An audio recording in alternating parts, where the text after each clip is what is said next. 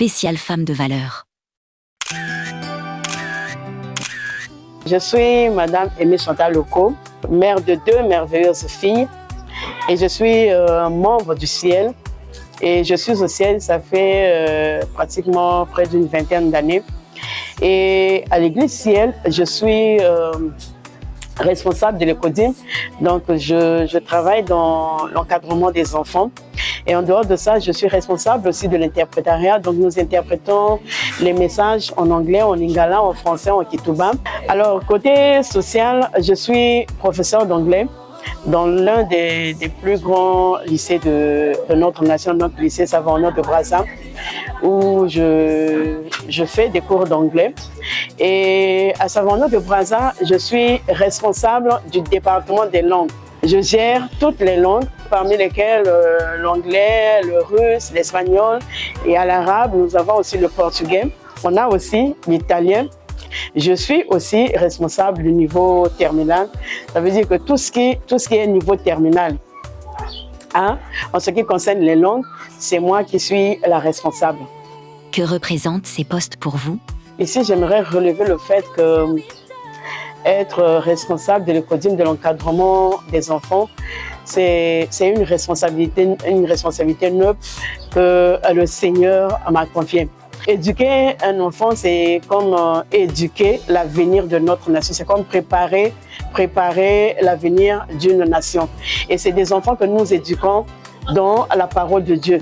Des enfants que nous éduquons dans les lois de Dieu. Des enfants que nous voulons voir grandir dans le respect, dans l'obéissance à la parole de Dieu. Et la parole de Dieu nous dit, enseigne à l'enfant la voie à suivre, pour que lorsque cet enfant grandira, qu'il ne s'en détourne pas. Alors c'est la responsabilité que j'ai à l'église en ce qui concerne les enfants.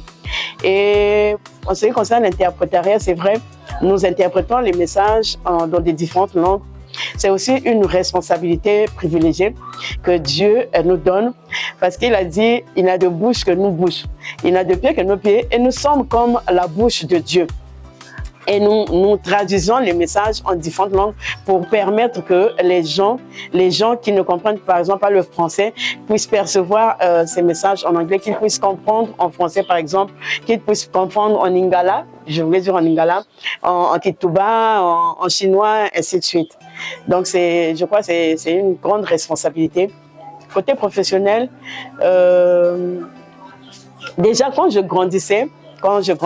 j'étais avec les amis dans le quartier, je sais que tout le monde s'est passé par là, on avait des jeux qu'on faisait. Bon, on va faire l'école. Chantal, tu vas être la maîtresse, nous on va être les élèves. Et c'est ce qui se faisait quand j'étais petite, j'enseignais les autres. Pourtant, on avait souvent le même niveau, il y en a qui étaient moins élevés que moi, mais c'est moi qui les enseignais. Et c'est parti de là, cette envie de transmettre la connaissance aux autres, cette envie de donner aux autres, de partager aux autres, c'est parti de l'enfance. Et quand j'ai grandi, je voulais d'abord commencer par la fac des lettres et puis aller à l'enseignement. Mais quand je viens pour déposer mon dossier, je trouve un monsieur qui me dit non, ne faites pas ça. Venez, allez chercher un papier ministre, vous allez faire une demande pour aller directement. En ce temps-là, c'était l'INICED qui formait les professeurs. Donc, sur place, j'étais obligée d'aller acheter un papier ministre, faire ma demande et aller à l'INICED. Et aujourd'hui, je me rends compte que c'est Dieu qui avait fait cela parce que je ne connaissais pas le monsieur. Il m'a dit, allez, je dis, mais je ne peux pas aller là où il n'y a même pas mon nom. Le gars m'a dit, va, si on te demande, tu leur diras que la liste vient après. Et je suis allée. Quand je suis arrivée aussi, personne ne m'a demandé, mais comment tu as fait pour arriver ici? Et les listes sont arrivées après. Sur au moins 1000, on était à peine 13 à être retenus pour être formés comme professeur d'anglais. Et voilà d'où est parti cet engouement, cette envie, cet amour pour l'enseignement. À quel moment vous avez compris que vous étiez appelé à exercer un leadership? Je ne savais pas que je pouvais être leader, vu que lorsque j'essayais un commerce, je m'arrêtais toujours en route. Où je commence, je n'allais pas loin. Et je me disais que de toute façon, j'ai un boulot que Dieu m'a donné. Donc même si je ne fais pas de commerce, je vais juste me contenter du salaire que j'ai à la fonction publique. Mais quand nous sommes allés en formation sur le leadership, sur les femmes entrepreneurs. C'est là où j'ai compris. C'est là où on m'a appris que je pouvais être entrepreneur, que je pouvais être leader. C'est là où j'ai appris ce que c'est que le leadership. C'est là où j'ai compris que je pouvais entreprendre, que je pouvais mettre en place même une entreprise parce que c'était possible et j'en avais les capacités. Quels défis avez-vous rencontrés en tant que femme dans un poste de responsabilité et comment vous les avez surmontés? Les défis que j'ai rencontrés en tant que femme leader au niveau professionnel, en tant que responsable du département des langues, lorsque nous organisons des réunions, lorsque nous convoquons des réunions pour regarder ce qui marche, ce qui ne marche pas dans le département, il y avait toujours des gens récalcitrants. Ici, je parle des jeunes qui n'étaient pas recrutés dans la fonction publique, mais qui faisaient des prestations au lycée. Alors, quand c'est des moments de réunion, souvent, ils ne venaient pas. Et qu'est-ce que je faisais? Je les appelais et l'on parlait. On parlait avec eux, ils posaient le problème d'argent. Si je passe 2 heures ici en réunion, ça veut dire que je vais perdre 2 heures dans mon école privée, puisqu'ils avaient beaucoup d'écoles, ils ont beaucoup d'écoles privées où ils vont prester. Et c'est ça qui leur permet de survivre. Et en ce moment-là, je les ramène à la raison. Et s'il y a possibilité même, je leur paye le déplacement, je leur donne quelque chose qui pourra peut-être leur permettre de trouver quelque chose à manger, des choses comme ça. Je les appelle et on parle. Et je remarque à la prochaine réunion, en tout cas, ils sont là. Ils sont là, ils disent même, ah, cette dame, on ne la change pas parce qu'elle est prête à aider, elle est prête à soutenir malgré. Donc, c'est ça le seul défi que je rencontre de temps en temps. Et à l'église avec les enfants, j'ai remarqué qu'il y a des enfants récalcitrants, des enfants têtus, des enfants qui sont comme des agitateurs. Alors pour ces enfants-là, je les prends au sentiment. Je les prends au sentiment, je leur fais prendre conscience que nous sommes ici à l'église, dans la maison de Dieu. Et dans la maison de Dieu, il faut être ordonné. Dans la maison de Dieu, il faut être sérieux. Et je peux de temps en temps procéder par des cadeaux. C'est-à-dire, lorsque je pose des questions, celui qui trouve la question aura 2 bonbons. Celui qui trouve la question aura un gâteau. Et on sent la motivation des enfants. Je peux prendre aussi un enfant que je trouve celui-là, je le prends de côté. Donc, je parle avec cet enfant. Et c'est là où je découvre le cœur de cet enfant. C'est là où cet enfant ouvre tout son cœur pour dire, moi, en fait, voici ce qui se passe, voici ce qui se passe. En ce moment-là, je sais maintenant comment faire avec cet enfant. Je sais maintenant comment travailler avec cet enfant. Quelle place occupe la prière dans votre vie personnelle et dans votre manière de diriger? Alors, je dirais, en tant que femme leader, ma base spirituelle, c'est la prière. Parce que je me suis rendu compte que sans prière, c'est difficile. Alors, dans tout ce que je fais, dans tout ce que j'entreprends, la première des choses, c'est d'abord la prière. Au niveau de mon service, par exemple, lorsqu'il y a une personne qui fait une crise, c'est moi qu'on appelle madame, venez, il y a une situation, il y a une personne qui a fait une crise, venez prier. Et je vais prier pour la personne, Dieu exauce la prière. Et mon chef m'appelle, madame, s'il vous plaît, j'ai un problème, venez prier pour moi. Parce que j'ai fait de la prière mon bâton de pèlerin. Je ne peux rien faire sans prière, je ne peux rien décider sans prière. Et au niveau spirituel, je peux dire que c'est la prière qui fait ma vie.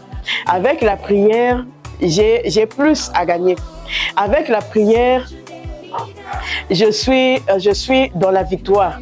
C'est vrai, les épreuves ne manquent pas, mais quand je suis dans la prière, avec la prière que je fais, j'arrive à surmonter, j'arrive à passer ces épreuves. Et s'il y a une difficulté, vu que je suis en prière, que ce soit côté professionnel, que ce soit à l'église, que ce soit dans d'autres domaines, côté business, en tout cas, je me base sur la prière parce que je sais qu'avec la prière et dans la prière, j'ai la victoire parce que c'est ce que la Bible me dit. Avec Dieu, nous sommes plus que vainqueurs. Quelle est l'une de vos grandes réalisations ou décisions marquantes dans votre parcours? Alors, ma plus grande réalisation dont je peux être fière aujourd'hui, c'est la création, soit la mise en place d'une entreprise que j'ai appelée Krusty Croc. Donc, je suis là dans la fabrication des cookies, la fabrication des milliardistes. Et j'en suis fière parce que il y a des années en avant, je ne pouvais même pas imaginer, moi, Chantal, moi, Oko, gérer une entreprise, créer une entreprise et puis gérer du personnel. C'était impensable, c'était quelque chose qu'on ne pouvait même pas avoir, même de loin. Selon vous, quelles sont les qualités indispensables d'un leader qui veut impacter durablement? Alors, les qualités indispensables pour une femme leader, il y a d'abord l'engagement. Il y a l'engagement, donc le fait de se lever et prendre la décision de s'engager, de faire quelque chose. Et ajouter à cela, il y a le sérieux, il faut être sérieuse dans ce que l'on fait. Il y a la discipline, n'oubliez pas d'être discipliné, d'être droit. Il y a l'honnêteté aussi. Oui, il faut être honnête. Une femme leader n'est pas une femme qui utilise le mensonge, par exemple, pour faire asseoir son leadership. Non, il faut être honnête. Ton honnêteté peut marquer les gens, peut impacter les gens. Ton sérieux peut marquer et impacter les gens. Ta vision aussi, si c'est une vision qui est bonne, une vision qui est assise, une vision que les gens apprécient, ça impacte. Et vous allez être comme un modèle pour les personnes qui vous regardent. Un conseil aux femmes et aux leaders. Le conseil que j'aimerais donner aux femmes surtout, qui veulent s'engager, ne pas baisser les bras, même quand on a failli, même quand on est tombé, ne pas baisser les bras, on se relève et on continue la marche. Et ici, je veux parler de la persévérance, jusqu'à ce que, comme dit la parole, que votre salut paraisse. Et il faut aussi être vraiment sérieuse. Il faut avoir une vision qui va loin. Et il ne faut pas s'arrêter seulement à là où vous êtes. Il faut voir plus au-delà de ce que vous faites, au-delà de ce que vous êtes. Il faut voir grand pour une visibilité internationale, par exemple. Il faut impacter les gens dans votre comportement, un comportement qu'on peut féliciter, un comportement qu'on peut apprécier. Même votre langage doit être un langage qu'on peut apprécier. Même votre habillement doit aller avec.